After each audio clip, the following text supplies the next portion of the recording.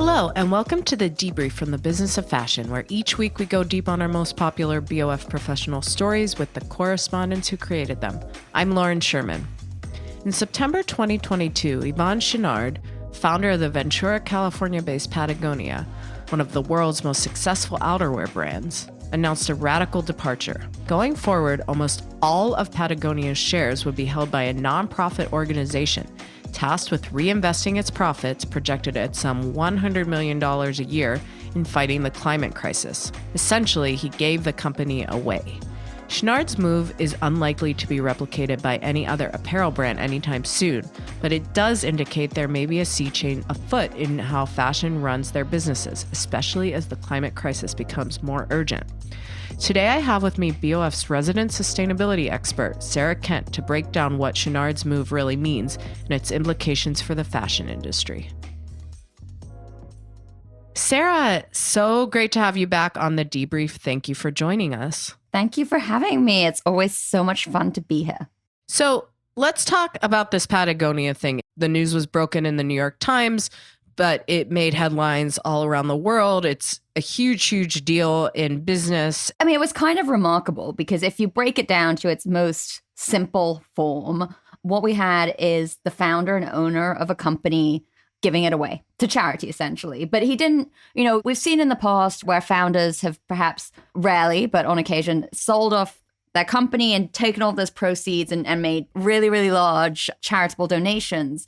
But what Patagonia's founder, Yvon Chouinard, has sought to do is create a structure for his company whereby he has made it so that in perpetuity, Patagonia's profits will be directed towards charitable endeavors focused on fighting climate change. So it's embedding into the very governance of the business a way to make sure that its profits are used for the purpose he wants them to be used for. So can you do us all a favor and really break down what it means by giving it away? Yes. So the way the business has been restructured, all of the shares that were previously held by the Chouinard family have now been given away to two different entities. 2%, which are the voting shares of the company, have been put into a trust, which will govern the company and ensure that the way it operates remains in line with the sort of values of ethical and environmentally responsible business practices that Chouinard set it up to follow. And the other 98% will be held by a nonprofit, which will receive all of the company's profits and will be responsible for distributing them to causes focused on fighting climate change. And that's estimated to be about $100 million a year. There was some information that came out afterwards. I think it was a Bloomberg piece that talked about how he and his family are also going to get a big tax break because of this. I'm in no way insinuating that that was his motivation, but it would be good to just clarify what this means for him as, an individual in the U.S. There are tax efficiencies to the way this is being structured to ensure that the money is distributed in a way that means more money goes to the charitable organizations that Yvon Chouinard and his family have chosen, and less of that money goes into the pocket of the taxman in between. And the way that's been structured is that previously, the money would have been distributed to Yvon Chouinard and his family. They would have paid tax on that, and then they could have donated it to a charity. By setting up the company structure so that the profits go directly into an organization that is structured as a nonprofit, that income tax is avoided. However, the restructuring itself was not structured in a way that meant that the Chouinard family escaped taxes. So they are paying taxes on any gains that are made from this restructuring. Is there any precedence for this in the U.S. or really anywhere else? Has any major business leader ever done something like this? The closest example that was cited in the New York Times was where a company was sold and the proceeds were donated. And in fact, this is still pretty rare, pretty unique. What was the reaction to this online and in the business community generally? Initially very optimistic, but this was quite shocking. And I don't mean that shocking in a bad way. I mean in a sort of This is pretty unprecedented. Individuals don't do this, and it's not something, I think it kind of almost broke the bounds of what people had imagined business should look like. And Patagonia has been agenda setting in the way it operates in many parts of its organization throughout its lifetime. And I think this is another example of really setting a framework for how a business could be structured in a way that is more ethical. That doesn't escape that it's still working within the system of capitalism. There's still a question about whether or not we need to tear down the whole structure and system in which we operate altogether. But within the current framework that the business world lives, this is pretty remarkable. We'll be right back. Hi, this is Imran Ahmed, founder and CEO of the Business of Fashion. When I first started writing BOF, it was out of pure passion for this industry and with an eye to how the disruptive forces of digitization, globalization, and consumer shifts would change the way fashion works. 15 years later, we are well on our way to helping to define the fashion business of the future. As I travel the world, some of you ask me what's the best way to support BOF as we continue to act as your guide during these turbulent times. The best way to support BOF is to support our journalism by joining BOF Professional, the largest community of fashion professionals in the world. A BOF Professional membership gives you access to our agenda-setting insights and analysis, which you won't find anywhere else. Plus, the opportunity to learn from our talented team of correspondents and editors, as well as our wider network of the fashion industry's leading creatives, thinkers, and futurists. Follow the link in the episode notes to learn more.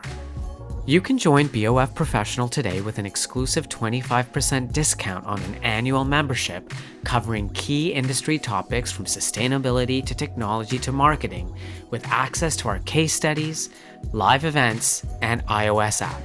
To get this special offer and benefit from 25% off of a membership, head to the link in the episode show notes or enter the coupon code Debrief at checkout. Visit businessaffashion.com/memberships.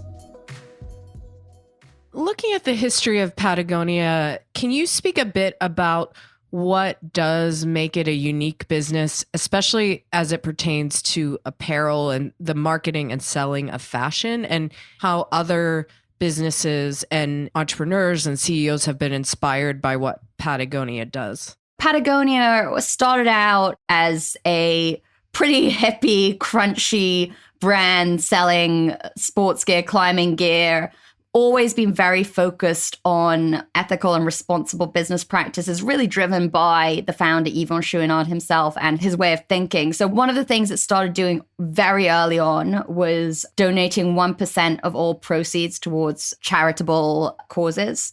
And this was something that it was just doing until the early 2000s when Yvon, with some others, created something called the 1% Pledge, which has now become a corporate movement. Other things that he himself or Patagonia has spearheaded within the fashion industry, Patagonia helped bring together the industry to establish the Sustainable Apparel Coalition, which is an organization which has looked at ways to measure the industry's environmental impact. It's come under quite some scrutiny, and I think deservedly so. You and I have talked about this before, but prior to that moment when the SAC was established, it was pretty unusual for the industry to collaborate on anything. And then within its own business itself, Patagonia famously has exhorted consumers not to buy things from Patagonia. It's taken out full-page ads in the New York Times on Black Friday saying, hey, don't buy our stuff, slow down, doing things that go against the grain of what you would expect a successful fashion business to do, and yet still being successful.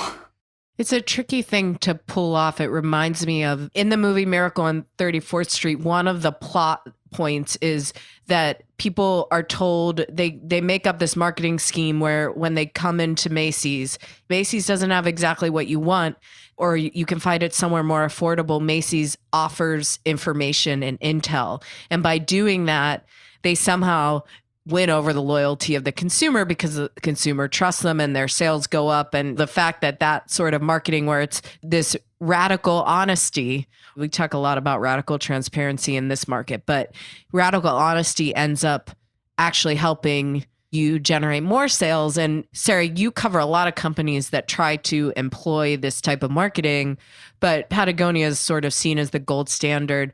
Why do you think they're able to manage that balance? I don't want to use a sort of lazy buzzword, but I'm going to use a lazy buzzword and say authenticity. I think that Patagonia does a lot that is not the kind of thing that you would think of as marketing. They spend a lot of time doing lobbying against oil pipelines and putting money behind political campaigns that they don't really talk about in terms of marketing. And then on top of that, put out an ad saying, don't buy our stuff. It doesn't ring hollow. Whereas a brand that doesn't seem to be demonstrating that kind of less consumer-friendly work behind the scenes it doesn't look as credible. And I think that's part of it. And I also think Patagonia is honest about its tension. Even when announcing this new structure, they acknowledged that they are still sitting in this really awkward tension and space, that they are diverting their profits to environmental causes while also just by producing the stuff they produce being part of the problem they're trying to solve. And they talk about that tension. And I think that's an important thing that makes people trust them more too. I have not covered Patagonia as closely as you have, but over the years, I have done a few stories with them, and I've had the privilege of visiting their campus. And they really do live by their word in so many ways. I was writing a story about the Patagonia fleece for the Wall Street Journal and how that had become a fashion item. This was before I was full-time at Business of Fashion. And it ran, I think, the first week in January. So I was doing the reporting in the last half of December, and it was extremely difficult for them. And I'm not a person I try not to call someone the day before and say, can you get me some tomorrow? And I remember I had given them like a week's notice, and their head of product, I believe, who isn't there anymore, did jump on the phone with me, but she was on a ski trip. And I remember once I called and they said, oh, sorry, this person's on a 2-week-long surfing adventure. And they really just would say, no, we can't do the PR because this person is taking their time. And being at their campus, you see that they have daycare, they have lunches. They are living their truth, and they have boundaries, which I think most people in society have trouble with, but also especially when it comes to marketing and the culture of fashion is sort of boundaryless. It's more and more and more. And so that is an interesting part of it as well, is that they really do keep the boundaries that they are marketing, and it ends up reading as you said, authentic, genuine, integrity, all these words. Yes, they're used a lot, but it does really seem to apply to this business, at least on a certain level. They're certainly not flawless, and they don't pretend to be either. They have plenty of challenges associated with being a big business, but they, as you say, live their values much more than many others do. There was some news that you covered a few weeks before the Patagonia news about Eileen Fisher stepping down from her role of CEO at her namesake company. I believe they hired someone from Patagonia. Yes, they did. What do you think the implications are for the fashion industry regarding the Patagonia news? I know it's hard to replicate this sort of model, and most people are not as driven by social change as someone like Chouinard. But do you think we're going to see a different approach to running businesses because of this, or do you think it's going to be status quo?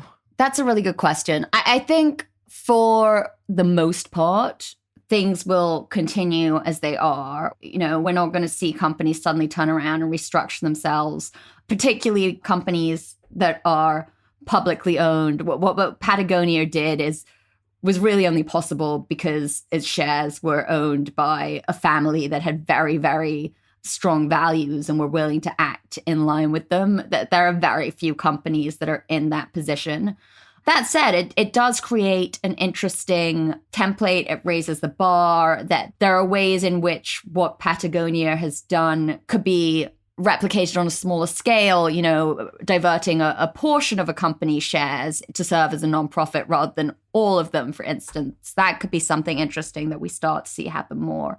But within fashion specifically, I don't know that there are that many companies that are so dedicated to responsible business practices that this will be top of the agenda. I think there are much more mainstream ideas around responsible business operations that have yet to really embed themselves within the fashion industry. Sarah, is there anything else about this momentous news that you think is an important point for listeners who are just interested in this company, but also for people who work in the fashion industry and follow Patagonia super closely? One thing that struck me in talking to people about it was that it was really momentous and it has really big business significance and it's remarkable. But it resonated really emotionally with a lot of people. And I had many conversations where people were sort of saying, covering this topic or following this topic so often, we're beset by challenges and constantly fighting an uphill battle. And for many people, this was just a moment of hope, and it made them feel like there were people willing to take radical steps to find solutions. And that kind of leadership can be really impactful. So that I thought was quite striking too. Sarah, thank you so much for joining me. It was great to catch up. Thank you for having me. You have been listening to The Debrief, produced and edited by Emma Clark, Kate Vartan, and Eric Bria in the BOF studio. I'm Lauren Sherman, and I'll be back next Wednesday with a new episode. Thanks so much for joining us, and be sure to follow us wherever you get your podcasts. You can join BOF Professional today with an exclusive 25% discount on an annual membership covering key industry topics from sustainability to technology to marketing, with access to our case studies, live events, and iOS app. To get this special offer and benefit from 25% off of a membership, head to the link in the episode show notes or enter the coupon code DEBRIEF at checkout. Visit businessofashion.com/memberships.